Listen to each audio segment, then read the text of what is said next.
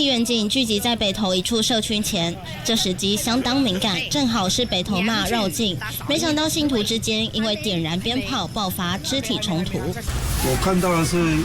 个人受伤，把他救护车载走了。事发就在27号晚上6点多，警方获报多人打架，到场厘清，原来一名信徒在放鞭炮时跟另外3位信徒起了口角，放鞭炮的男子先持刀挥舞，这让对方3个人拿起一旁的椅子攻击，总共2个人受伤，这下也涉嫌聚众斗殴。王兰不满，另再持刀挥舞，遂遭张兰等3人持一旁椅子攻击，致王兰头部受外伤，意识清楚，送医治疗。本分局派员戒护，并将张兰等3人带回厘清案情。信徒们参加绕境是想要祈求平安，但公然打架，在妈祖头上动土。当下优势警力立刻制止，没有让冲突再扩大。东森新闻赵一杰、刘汉元、洪诗晴台北报道。他们